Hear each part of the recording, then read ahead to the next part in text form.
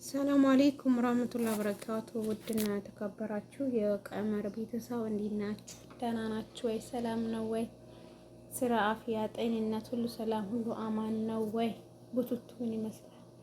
አይ ሸቃልነት ከዳምነት ይላል። እንገዛለን አንለብሰውም፣ ሻንጣ ውስጥ በሰብሳል። እኛስ በአንድ ሻርፕ 5 ቪዲዮ እንሰራለን። እንደኔ አይነቱ ማለት ነው። እና የመዳም ቤተሰብ ቤት አስቸጋሪ ነው። ልብስ ሊቀያየር ብትሉ ከባድ ነው።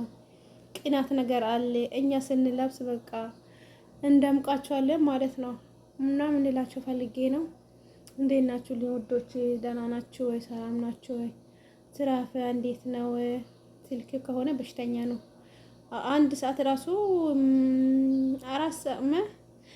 10 ደቂቃ ራሱ አያሰራኝም ማለት ነው ይሄ ስልክ። እና እንዴት ናችሁ? ደህና ናችሁ? ስራ ሁሉ ሰላም ነው? ሁሉ አማን ነው? ጁማ እንዴት ነው? ጁማ ሙባረክ ብያችኋለሁ። ቀመር ነበረ ታውቶ ላይክ ያደረጋችሁ ደክሞኛል ውዶች። እናንተ ደክሟችኋል? በጣም ደክሞኛል። ውስጤ ይለኛል እንደ እሳት ማለት ነውና ለማን እንደምንኖር ለማን እንደምንሰራ አላውቅም። ልጆቻችንን ቦናው ለልጆቻችን እንላለን እንጂ ልጆቻችን በድላቸው ያድጋሉ እኮ። በቃ እኛ ያኔ አጉል አሳብ አለ አይደለ? ለልጆቻችን ለምኖቻችን ልጆቻችን እንዲያደርጋለን እናስተምራለን። እኔ ለምሳሌ በሞት ልጄ መኖር አቅተዋል። የሰው ፊት ብገርፈውም ሲንከራተትም ያድጋል ልጄ። በእንጀራ እናትም ይሁን በእንጀራ አባትም ይሁን በዘመድም ይሁን እየተንከራተተ የሰው ፊት እየገረፈው ይኖራል። ይብላኝ ለኔ አፈር ለብሼ የተቀመጡ ምሳሌ ማለት ነው። እና አሁን ያኔ አክስቴ ልጅ እዚህ ሞታለች። ይብላኝ ለሷ እሷ አፈር ቀምሳ ቁጭ ብላለች። አፈር ተደፍቶበት የሰው ሀገር አፈር ማለት ነው። ልጆቿ ወንዶቹ እንደፈለጉ ይኖራሉ። የሰው ፊትም እየገረፋቸው ምን የሚሆኑ። ሴት ልጅ ደግሞ ታገባለች፣ የራሷን ህይወት ትኖራለች፣ ቢከፋትም ቢደላትም። እና በሷ በቃ አዩ በሷ ተማርኩ። እኔ ለምንድን ነው በዙልፋ ማልብቃቃው ላለሁ? ለምንድን ነው በቃ ዙልፋ ሰራች ኖረችበት ወይ? ማንንም ጣውንት ገብታ የጨፈረችበት አይደል ወይ?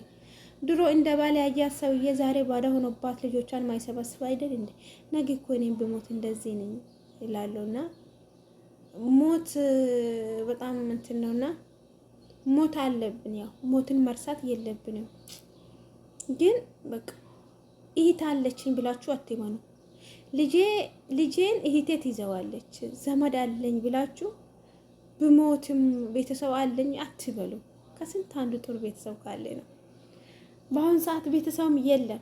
ስትኖሩ ነው ከእናንተ ጋር የሚያጨበጭበው። ከሞታችሁ ሞታችሁ ነው በቃ። ልጆቻችሁ ማንም ዞር ብሎ አያይ።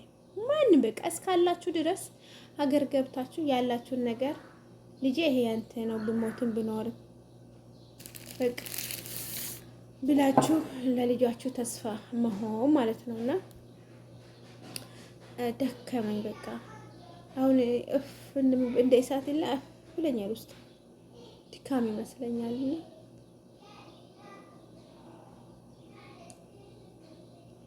አላህ ይሁነን ወላሂ አላህ ይሁነን። አላህ እንደው ያሳካልን እና በሰላም ለሀገራችን ያብቃን። በሰላም ለሀገር ያብቃን ውዶቼ። በጣም ደክሞኛል።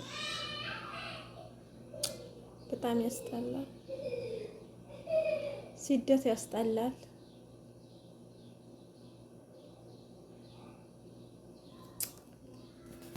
ለማንኛውም ላይክ አድርጉልኝ። ይዘይራችሁ ልጅ ለመጣው ተቀመር ቤተሰቦች ደክሞኛል። ዱአ አድርጉልኝ።